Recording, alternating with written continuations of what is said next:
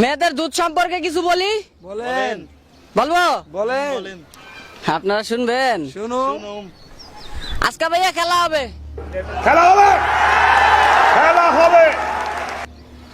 মেয়েদের সাথে আজকে শর্ট সিরিজ খেলবো, টি20। দেখবো উইকেট ওরা কয়টা মারতে পারে আর আমরা কয়টা 6-4 মারতে পারি।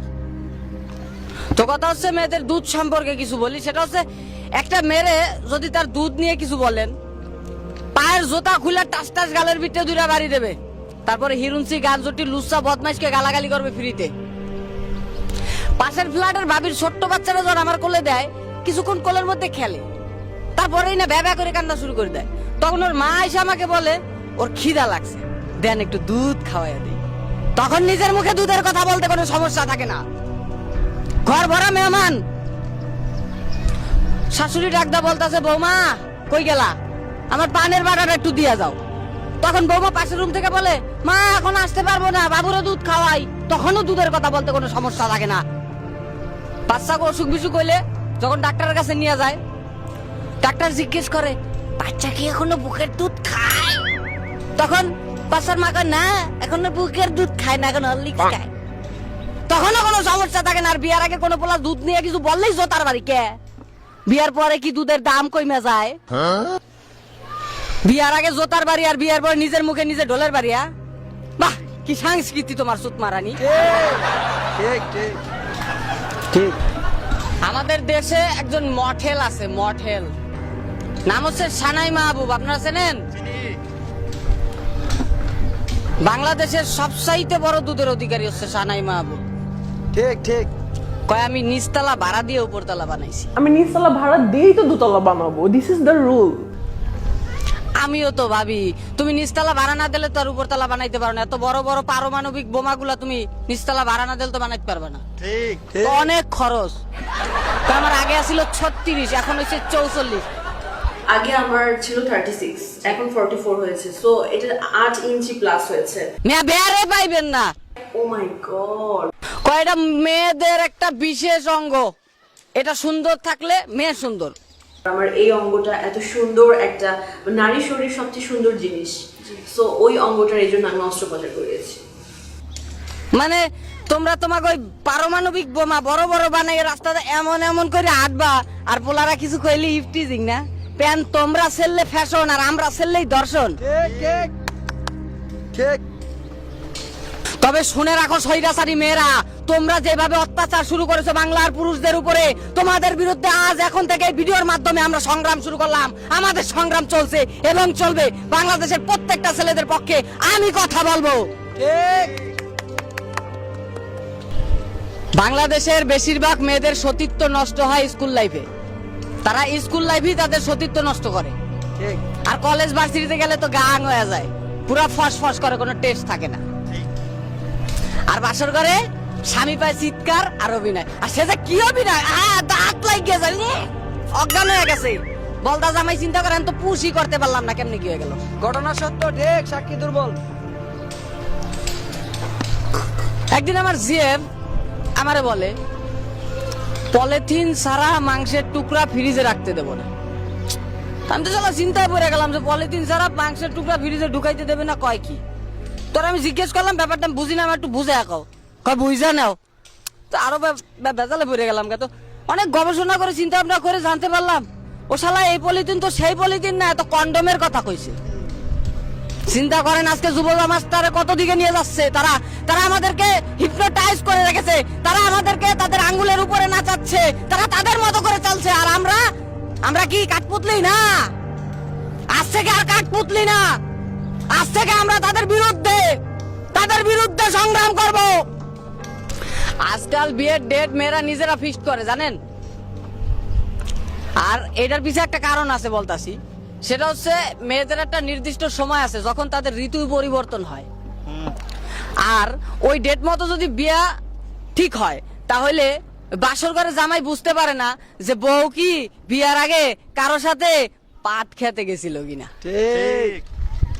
চিন্তা করেন কিভাবে ছেলেদেরকে ঠকাচ্ছে তারা। কিছু কিছু মেয়েদের ভাব দেখলে মানে শরীরটার ভিতরে, বা এই যে মুইরা পিছা, গ্রামে মুইরা পিছা কয়, ওই অনেক পুরানো হয়ে গেলে পিসাটারে মুইরা পিসা কয়, তো ওগো বাপ দেখলে শরীরটার বিটা মুইরা পিসা দিয়া পিটায়, একেবারে টাইট ফিট গেঞ্জি বিনা এমন এমন করে হাঁটে, মুন্ডায় সার পায়ের জুতা খুলে কালে ইচ্ছা মতো পিটাই, একবার দশায় হালাই তোরা বাট পার। ওদের একটা ইয়া আছে, সেটা আমি বলি, সেটা হচ্ছে ওদের ক্রাশ থাকে হচ্ছে জনি সিং, চেনেন? চিনি চিনি। আর বয়ফ্রেন্ড থাকে হচ্ছে ইমরান হাশমি কোয়ালিটির লোক। ঠিক ঠিক।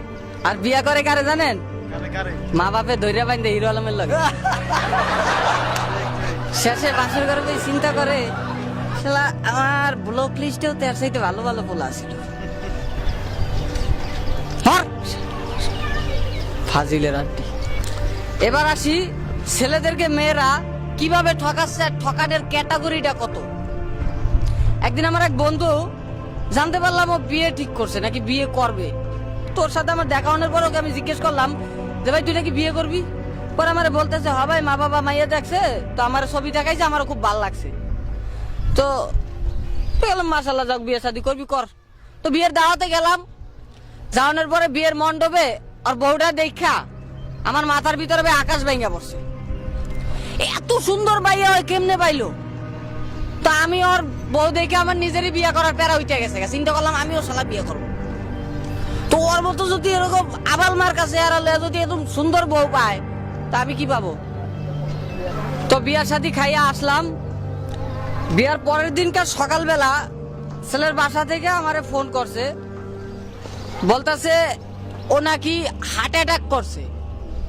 আমি চিন্তা করলাম কি কয়, কালকা বিয়ে করলো, আজকে হঠাৎ করে হার্ট অ্যাটাক করলো, এরকম জলযন্ত্র মানুষটা। তো আমি ওর হসপিটাল দেখতে গেলাম, ঢাকা হসপিটাল। তো দেখতে যায় ওরা আমি জিজ্ঞেস করলাম কিরে ভাই, কালকা বিয়ে করলি তুই, আজকে হার্ট অ্যাটাক করলি কেমনে, কি হয়েছে আমার একটু কত?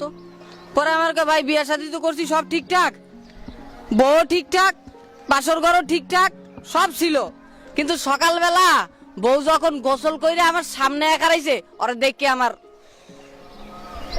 চিন্তা করে দেখেন কি অবস্থা।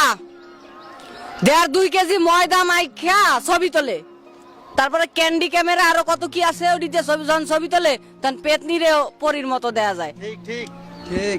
আর সেইগুলা ছবিগুলা পোস্ট করে কই ফেসবুকে, ইনস্টাগ্রামে, বিভিন্ন জায়গায় পোস্ট করে, আর পোলারা দেখেই পাগল হয়ে যায়। ঠিক ঠিক, যুক্তি আছে কথায়। এমন এমন সব ছবি দেয় ভাই ফেসবুকের মধ্যে, ফেসবুকটার ভিতরে ঢোকলে দেখবেন আরে ছবির বাগাল লেগে গেছে। আবার অনেকে আমি আমার নিজের পিক দেই না, কত বড় বাটপার। ওই যে বিলাইমার কাছে ছবি তোলারও যোগ্য না, করবে কি আমি আমার নিজের পিক দেই না। ওরে বাটপার। তবে তোমাদের দিন শেষ, ময়দা মাখা মামুনিরা, তোমাদের দিন শেষ। আজ থেকে আর তোমাদের ওই ময়দা চলবে না। আমরা যারা আছি তারা ওই ময়দার বিপক্ষে সংগ্রাম করব। আর তোমরা যারা আছো গ্রামের কাকা তো ভাই, তোমাদেরকে বলি, তোমরা তো বোঝো না ঘোড়ার ডিম। শহরে আইসে ওই ময়দা দেখে পাগল হয়ে যাও। যদি কোনো মেয়ের পছন্দ হয় ওর মুখ ধোয়া তারপর পরিষ্কার করে, তারপরে দেখবার ন্যাচারাল চেহারাটা কি, ওই ময়দা দেখে পাগল হয়েও না। হেলে আমার বন্ধুর মতো বাসর গাড়ি ফিরে দাঁত লাগে পড়ে থাকবা। ঘটনা সত্য। আজ থেকে মেয়েদের চামড়া তুলে নেব আমরা, স্বৈরাচারী নারীরা হুঁশিয়ার সাবধান, জালো রে জালো, আগুন জ্বালো, এক্সের বাড়িতে আগুন জ্বালো, অ্যাকশন অ্যাকশন, কঠিন অ্যাকশন।